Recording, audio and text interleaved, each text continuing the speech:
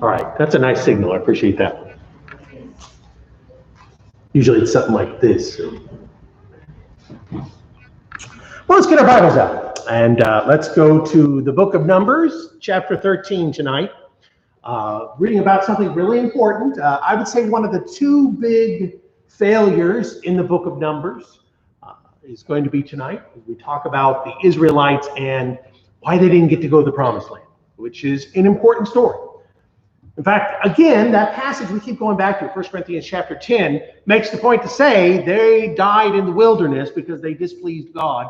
And so in particular tonight, now he points to a lot of things in 1 Corinthians 10, but in particular tonight, we're about to find out the critical moments about these things, and touching a few other things as well, talking about a little bit about the characteristics of some of the sacrifices. That'll just be the last portion of our class. And an interesting thing about the sins of ignorance. I've always thought that's interesting as well. Before we get going any further, the person I'm going to call on, Ryan's trying not to look at me, but I'll call him anyway. So Ryan, would you lead us in a word of prayer? Sure. Our Father, we thank you so much for this opportunity we have to gather together on Wednesday night to study the Bible. Thank you so much for the opportunities to gather as fellow Christians, and may we always cherish those opportunities in our life. Pray especially for Brian, for who might have good remembrance of lessons prepared, as we consider the book of Numbers, and we examine our life in light of the lessons there to make sure we're obeying all things. Thank you for all you give. In Jesus' name we pray. Amen. Amen. Thank you very much. So let's go over to Numbers chapter 13. Numbers chapter 13. So we're looking about a little over a year now that the Israelites have, since the time that they had left Egypt, and they've already had their problems. In fact, we're about to find out this will be the 10th problem if we're enumerating the things the way that God is. And God tells them in chapter 13 and verse 1, "Send men to spy out the land of Canaan, which I am giving to the children of Israel. From each tribe of their fathers you shall send a man, every one a leader among them." I always wondered about that term leader. I went and looked it up to see if it was anything particular, if it was, like the word that was used as the judges back in Exodus or something. But it just means somebody who's prominent or important in that tribe.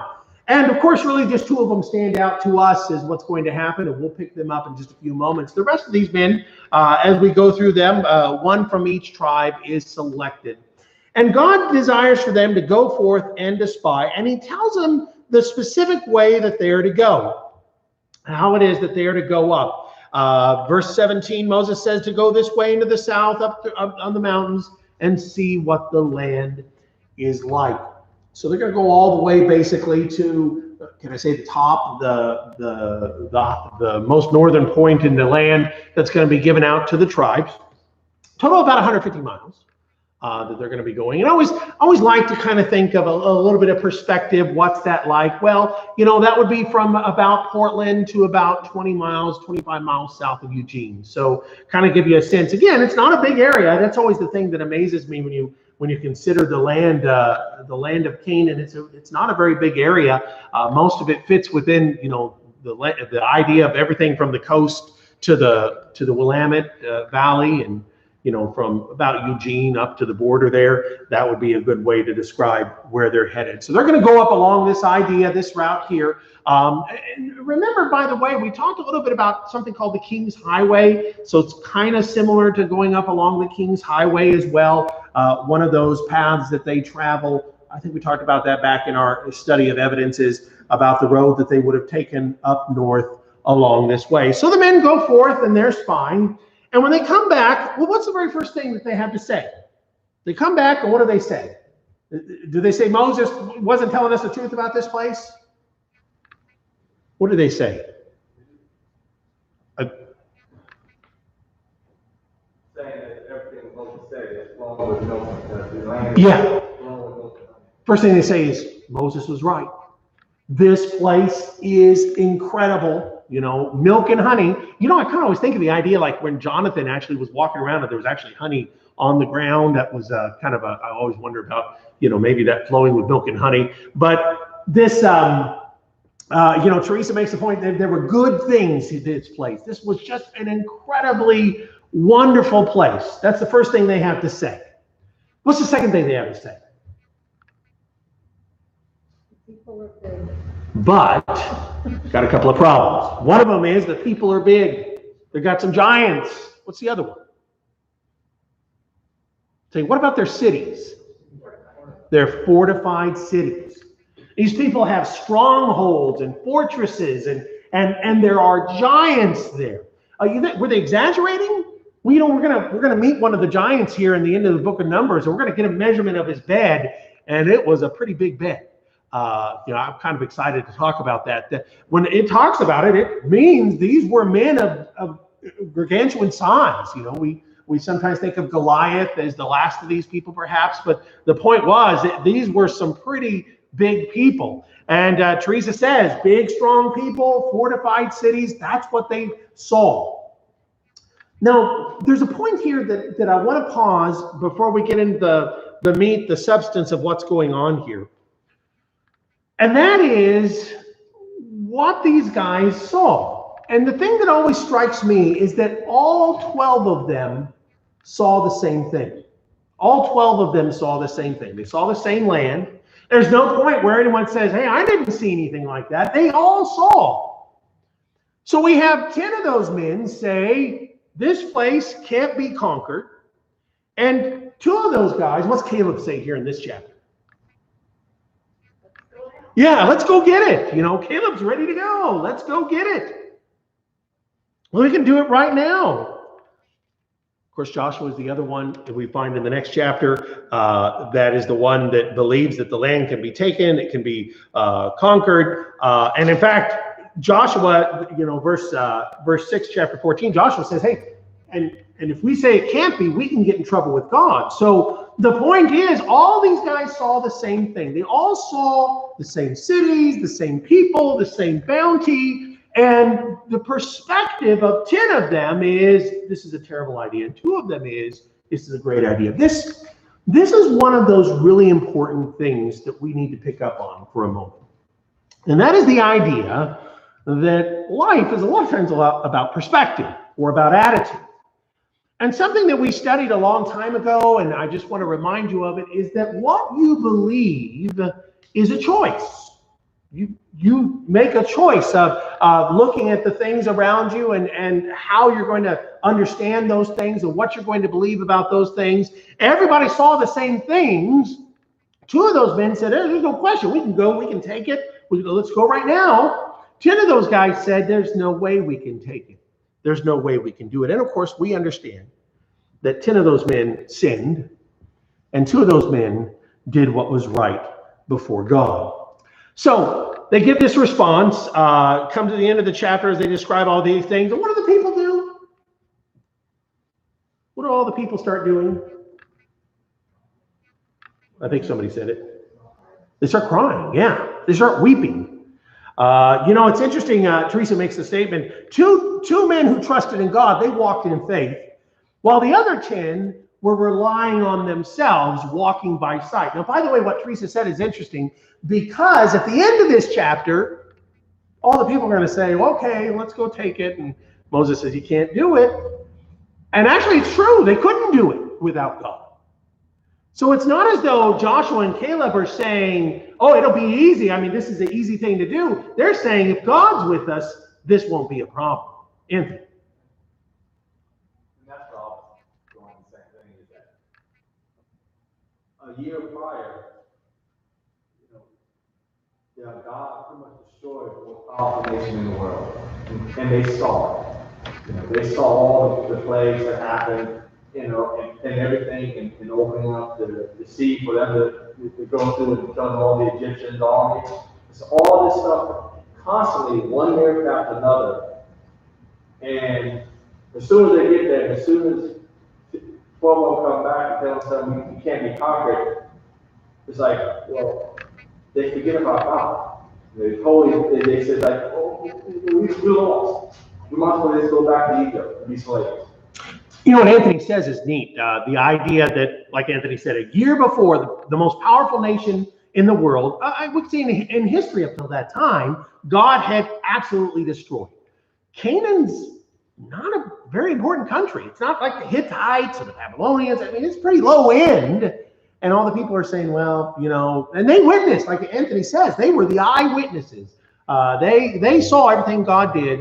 And here they are saying, well, it just can't happen. It's just not going to occur. And the people start crying and weeping, and it gets worse than that. All right, the people are crying, they're weeping. Chapter 14, verse 2. Why has the Lord brought us to this land? What are they doing when they say something like that? Why has God brought us to this land to kill us? Well, complaining. Yeah, that's right, complaining. But what are they accusing God of? If they're saying God brought them out here to die, what are they saying God did? What kind of words might you use? That God had forsaken them, or that God had been unfaithful to them and unfaithful to his promises? They're basically making an accusation against God, that God wanted to do evil to them by bringing them out here in the first place. Dee makes the comment online that God had misled them. And maybe Dee's point actually is even more chilling, to say, if they're saying God lied to us, which is incredible because it hasn't happened yet, and yet they've decided in their mind, the battle's over and they've lost, and they start thinking, boy, it'd be better to go if we were in Egypt. And what do they decide to do? What do they start? Everybody starts voting. What are they going to vote on? They're going to get a new leader. And by the way, Aaron and Miriam just got in a lot of trouble for not understanding God had made a choice of the leader in the chapter right before this. So now here are the people. And the people are saying, you know what? Let's just get a new leader. So, go ahead, Stephen. They also say, would that if we had died in this wilderness, so they're actually giving God the very punishment. Very interesting, Stephen. I hadn't thought of that. Stephen makes the point, going back to verse 2, if we'd only died in the wilderness. I didn't think of this, Stephen, but Stephen says it's almost as though they're telling God what the punishment ought to be. I didn't really pick that up. That's a neat point to think of, that they're actually laying out what God is, in fact, going to do. Now, what's really interesting, too, by the way, Stephen, I meant to add this, is that they say that our children, our little ones, are going to be the victims as well. That's their statement too, of just how terrible a thing this is. Now here's Aaron and Moses. They fall to the ground and they are before the assembly. Joshua jumps up and Caleb jumps up and what do they start doing? Tearing their clothes. What's that a sign of? You're tearing your clothes. What are you saying? Yeah, you're upset. You're just overwhelmed with sorrow. I can't believe this, Did you not hear what we said? We just said this is great. We can go do this. But they realize that if you rebel against the Lord and you fear the people of the land, we're in trouble. He says, I love the way he says this. Their protection is departed from them. They are our bread. We're going to eat them, metaphorically speaking. Don't be afraid of them. Teresa says they wanted to return to Egypt after hundreds of years of slavery on top of this. This is incredible. So they want to get rid of Moses. And then what do they want to do with Joshua and Caleb? They actually want to kill Joshua and Caleb. Now again, there's something really important to see in these mindsets of what's going on here, of how a person's attitude and demeanor can change. We've all said it. First of all 12 spies saw the same things. Secondly, all the people of Israel have seen God bring about incredible victories. So it's not as though seeing, or they didn't see these things. And by the way, that's an important point for us, because we walk by faith and not by sight. But people that walk by sight, it's not as strong as faith. Did you ever think of that? That in other words, because they weren't walking by faith, they were walking by sight, and they'd actually seen these things come about, they still couldn't believe. It's kind of interesting because in the New Testament, Jesus performed all sorts of miracles and people couldn't believe. I've always thought that's a marvelous thing to think about. Stephen? I was just reflecting on verse 24, but my servant Caleb, because he has had a different spirit, has followed me fully up into the land, both Caleb and Joshua. So it gives me the impression that the others did really not have a godly spirit, or at least certainly all the rest of the spies who were then stricken by plague. But that those who still have the spirit, they're the ones that God wants to save. Stephen, your point is really interesting about the language about the different spirit that's in Joshua and Caleb. That they have a different spirit, and their spirit is, we've borne witness of the things of God. We have faith in God. We believe in God. That sense of confidence in God is a very different spirit than the rest of the people have. I like that. That's a good point for us to consider in all this. They want to kill Joshua and Caleb. They start getting the stones. They say to, well, it says they say to stone them. And at this moment, the glory of God appears before the tabernacle. Imagine everybody getting quiet. All of a sudden, as the glory of God appears, and here comes God's response. Well, what's the first thing God says he's going to do? Well, he says to Moses, what's the first thing he says I'm going to do? I'm going to kill them. Yeah, I'm going to destroy them. They're gone. I've had it. I will strike them with pestilence and disinherit them. And then he points at Moses. And what does he say to Moses?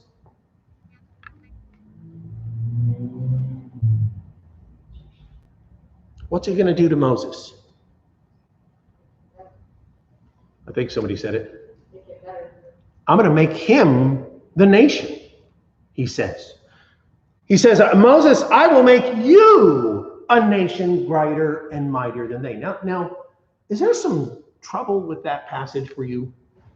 Believe it or not, that is one of the more, not too much to some people, but one of the more theologically complex points in time. Because God is saying, I'm done with Israel. I'm going to wipe them out. We'll start again with Moses. But is that what God is saying? Why is that so problematic a statement for God to have made? Stephen? I'm not so sure it's not problematic, because in 28 and 29, God says, that dead bodies will fall in the wilderness. All your numbered men according to your complete number from 10 years old and upward, who have grumbled against him.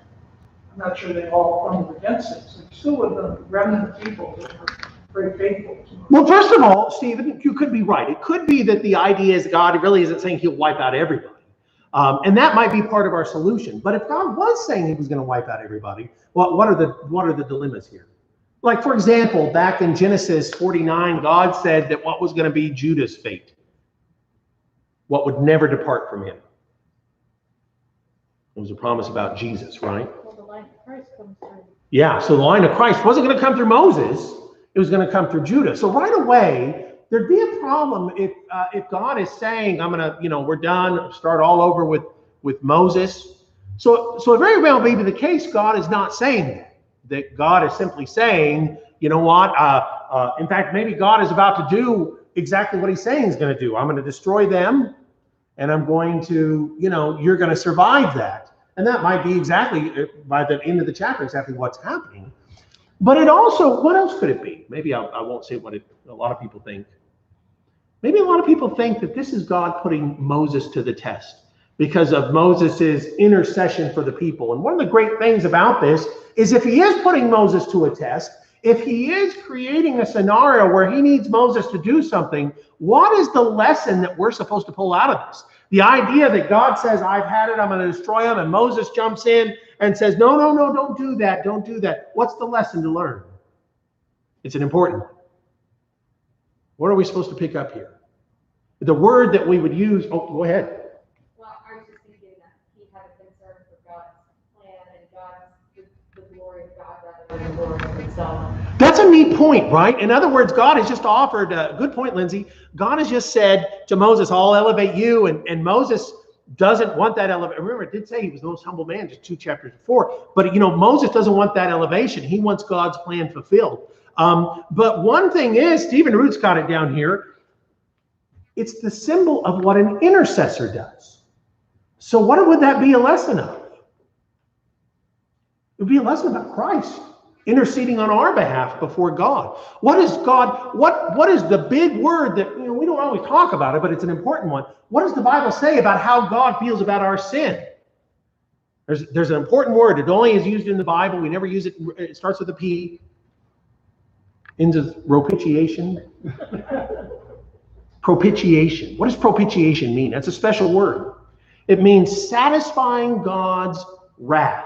Okay, on you, on me. My sin brought about God's wrath, and Jesus makes a plea to God on my behalf. He intercedes and dissuades God's wrath. So if this is a test, then I'd suggest you probably the most obvious point or reason for the test is to symbolize how exactly an intercessor works. Hebrews chapter 3 would say Moses was faithful in his house, but Christ is more so than Moses. His intercession is greater than Moses's. A couple other comments here. D makes the statement that Moses was testifying of God to the nations around him. And one of the points D is making here, is that Moses had said, it kind of makes the point to say, look, God, you don't want people in the world to say, God brought these people out here and then he killed them. You wouldn't want people to talk that way. So he's kind of, making this reasoning with God. And, I find that fascinating because that's kind of what Abraham does on behalf of the cities of Sodom and Gomorrah. He negotiates in a sense for them as well. So it's really an important point that we see here, really intriguing event in this moment of what God is saying. George? This isn't the first time that Moses interceded. That's right. That's right. I mean, God was going to destroy Israel before. That's right. That's right.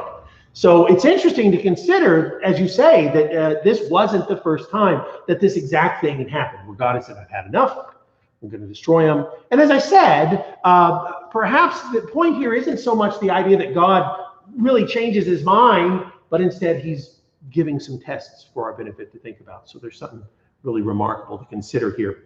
One of the statements I always caught interesting is that God says down in verse 22 that they put me to the test now 10 times. I've always tried to kind of count back, and I can kind of count 10 tests. All the plagues that they come about are really fascinating to count as well. I'm not sure, though, that might not be also figurative. Go ahead, Stephen.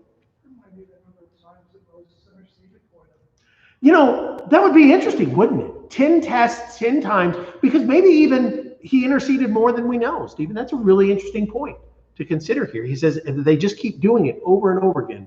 So, Teresa makes a point. She says, well, that's a lesson to us about compassion and mercy when we're upset with others. That really is it. And by the way, Moses is upset too.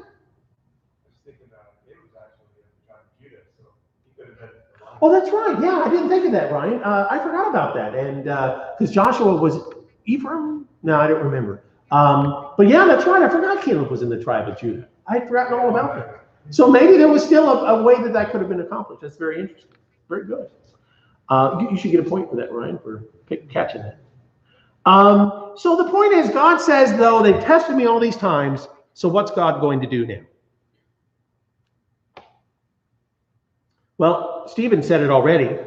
He says that basically they've already decided what's going to happen, or they've said it. He says, what's going to happen to them? They're going to die. He goes through here describing these things. He says, verse 30, except for Caleb, the son of Jephunneh, Joshua, the son of Nun, you shall by no means enter the land which I swore I would make you dwell in. Now, Oh, actually, we'll pause here for just a second. So here's God's declaration. This is it. I've had it. They're not going to go to the land. And by the way, if there's something tremendously important here, it's a very simple lesson, and that is you can lose your salvation. Because they have.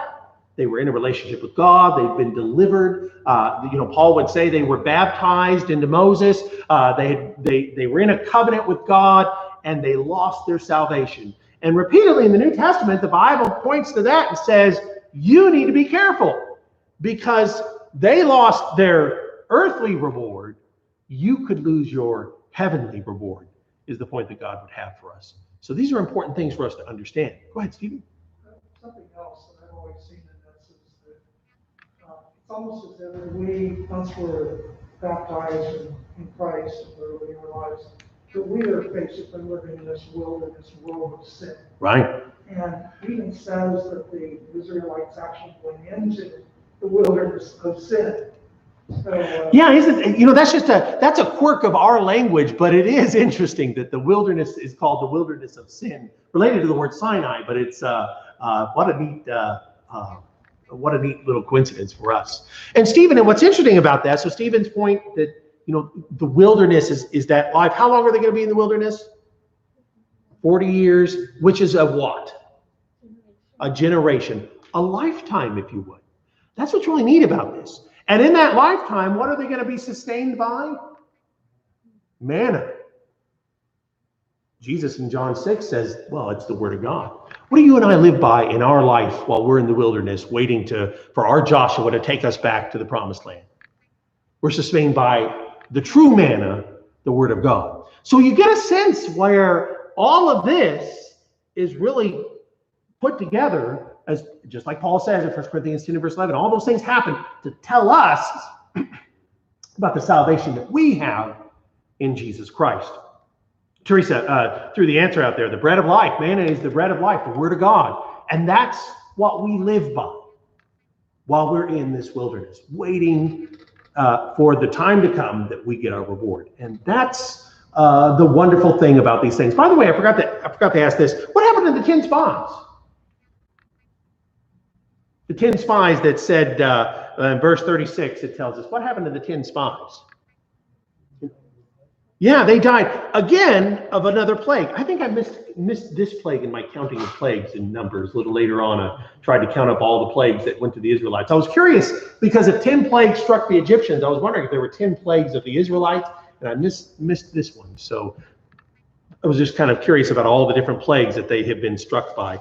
But those spies died. They died because of their bad report. Again, I just can't emphasize enough. One of the important lessons here is to understand bad attitudes are contagious and they're deadly and they kill people because they destroy faith and confidence and hope. We've got to be careful about the things that we say and we do like this. Got some questions for you to consider. Question number one, why do you think God had them send spies in the first place? I wonder about this. By the way, Teresa makes the comment saying millions that are going to die because 10 men, I'm going to add a little bit to what Teresa says, 10 men had the wrong perspective of things. That's really important for us to consider. Why do you think God sent spies in the first place? What do you think that God's purpose was here? It doesn't exactly tell us. I was curious what you thought. You had a thought about why would God do that. George? My thought was they took one from each tribe. Okay. So they were basically a representative that could come back and tell them how good it was. Okay. So George, that's kind of what I'm thinking too. So George says, well, it's one from each tribe, as though each one's going to go back to their tribe and tell them about the land. So that's what I was thinking too. One of the things I was thinking was it wasn't because they needed to know, the layout of the land, how they're going to attack, because God was with them. It wasn't as though God needed to know. For something God needed them to know. And I think one of the things was God needed them to know how good the land was. Now, what else might God have wanted them to know? Go ahead, Liz. Well, it reminds me of when he didn't want Gideon's army to be too big. It's almost like he wanted them to know how much of an underdog they were, so that they would know how he was the one that helped them. So that's the second thing I was thinking about too, is that maybe God wanted them or was testing them to make it understood that they weren't going to do this on their own, that they needed God to help them do this. This wasn't just we're going to walk into the land and take it on our own. So that's an important thing to consider. Stephen Root makes the statement, well, maybe it was to have the people survey the land. This was the promised land seen, and that's a neat characteristic to say. I was just thinking that maybe this was a means of demonstrating to them the rewards that lay ahead for them, and that had to be attained through faithful obedience. You know, that's a neat point, Stephen, especially if, again, we're playing with that analogy of our hope for a promised land and, you know, the great things that we're looking forward to and the great desire that we should have. That I like that, Stephen. I really hadn't thought too much about the idea of working up their hope so that they'll want to do it. That's a good point. Good point to consider. Anybody else have a thought? So those are good points. Go ahead, Lamar. I have a reference to Deuteronomy chapter 1, where it indicates that the people asked Moses to send spies ahead. So as we see the passage here in Numbers, it gives us the impression that God is deciding to do this, but it seems like it's a response to what people ask. That's interesting, Lamar. I actually hadn't picked that up. That's a real good catch. You stumped the chump on that one. That's a good comment. Deuteronomy 1 makes the case that the people had wanted the spies. So Lamar, I had missed that entirely. That's a really good point. That's a really great point, actually. So I really appreciate that. Really appreciate that. Next question, verse 32. Kind of have to elaborate what I'm asking here. But in verse 32, the statement is, I'm going to jump back to chapter 13 and verse 32. They gave the children of Israel a bad report of the land which they had spied out, saying, the land through which we have gone as spies is a land that devours its inhabitants, and all the people we saw there are of great stature. When I read that statement, you know, I was thinking about the way it's worded and the way it's said, and my question is that a true statement? What do you think of that statement? It's a land that devours the people, especially that part. What do you think, Stephen? Well, one of the things that I kind of noticed is that they saw the sons of Anak, which were part of the Nephilim, which we read about in Genesis 6:4. Mighty men of old, men of renown, maybe these are the giants that they're referring to. But that's just part of it, I'm sure. You know, it's interesting, and I believe that part to be completely true. Like I said, we're going to meet one of them later in Numbers, and that really is an interesting point to consider. So I think that would be true. What about the statement about the land that devours people? Anybody have a thought on that? You know what I think? I think this is fear talking. I don't think there's any reason for them to say a statement like, this is the land that devours people. I think this is entirely them drawing conclusions based on their fears. I think that's what we're seeing. So I would say verse 32, I mean, the part about the giants is true, but this idea of the land devouring people, there's no reason for them to have said that. And I think maybe they're motivated by the fact that they're afraid. Anybody have any other thoughts? Go ahead, Lamar. We should keep in mind that all these men were chosen as heads of their tribes. So it gives the impression that they're leaders. But then just in 40 days, they go and come back, and they decide to give this back and forth. Yeah. So it's interesting. You know, it is interesting that they should have been the men that, especially, you know, leaders of Israel at this point, you've had a winnowing of a lot of leaders, you know, because we've already seen a lot of times where because of disobedience, we've already lost a number of people. So you would think that at this point, leaders would have a little more experience with dealing with God. So I think that's an interesting observation, that these are the leaders of the tribe, or leaders in the tribe, not of the tribe, but in the tribe. Stephen? They also weren't really terrified of the human sacrifices that were taking place in those lands. Oh, terrified of those sacrifices. Now that's interesting, Stephen, and I think that's a worthwhile consideration, especially based on a few things that are said later, like in the book of Kings and elsewhere, where it talks about how sometimes the sacrifices of the pagans did scare Israel, because they were so gruesome and terrible. So interesting, Stephen. I actually hadn't thought about that, but that's a really good point. Really good point. Grant says they exaggerate by saying all the people are giants, trying to make their fear look more reasonable. That's interesting. You know, everybody's a giant. And of course, that's not at all true in that case. So that's a really good point. Teresa made a little comment that I hadn't thought about that's kind of interesting. She said, it's interesting to think that the 10 spies that died, they got to see the promised land, go to the promised land. But we haven't got here yet. Moses won't. I never thought about that. That is an interesting comment. Now, God said they're not going to enter the land, but he did make an exception, and he told us why. What are the exceptions? Who's going into the land? Joshua and Caleb. I think we know why, right? Because they trusted in God. They had, like Stephen pointed out to us, the right spirit. Who else? Everyone under 20 years old. Now, God makes a statement here. Why? It tells us why. Why under 20 years old? What was the thing that he wanted them to think about? Well, and it's interesting that they counted them. At verse 29, it says, all of you who are numbered according to your entire number from 20 years old and up. One of the things that God will point out too is he'll say, you said your little ones were the ones that were going to perish. We'll say this a little later. But they're the only ones that are going to enter the land. In Deuteronomy, by the way, he adds one more thing. I don't know if anybody saw this point. In Deuteronomy, anybody remember what he adds about that? This is kind of one of those things that's kind of important to know, the Bible says, about those that are 20 and younger. He said they didn't have this. Anybody remember? They did not have a knowledge of good or evil. This is one of the few times where the Bible, and by the way, I don't think that that's saying that basically everybody under the age of 20 is not culpable for their deeds. But it is one of the few times in the Bible where we're given a good understanding that being children, lacking a knowledge of right and wrong, is something that the Word of God suggests that God looks differently at. And that's kind of an important thing for you to know when we consider why it was that these things. Teresa throws out there the people that are there, Caleb and Joshua and everybody that's under 20. Another question, why 40 years?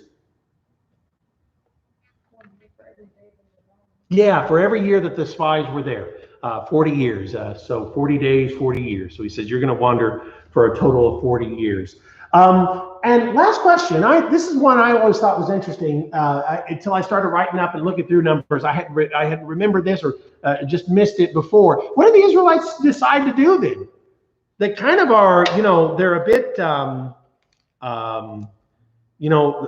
the first thing they start saying is, well, we've sinned, it says in verse 40. Well, what do they decide to do? Yeah, this is crazy. It is one of those laughable moments in the Bible where they say, we can't do it. And God says, well, I'm not going to let you do it. Well, we want to do it. I don't know. I don't know what to think of people that have this mindset, but they decide all of a sudden, well, we're going to go do it. We were wrong. We're going to go do it. And Moses says, yeah, he says, you're not going to do it because God's not going to be with you. And they listened, right? No. Wow. They don't listen. And the first thing that happens, the very first enemy they meet, busts them up and sends them running back. It really is an incredible, remarkable story. Let's jump to chapter 15. We don't have a lot of time left, so I'll probably move a little swifter than I had desired to. Kind of interesting that at the end of these time in this sin, God begins to speak to them about ways that they're going to behave when they get to the land. And he starts talking to them about the offerings that they'll be offering to God. I think this is an interesting place to put that conversation. To say, when you get to the land, and he just said, you're not going to get to the land, but we're already thinking of that next generation.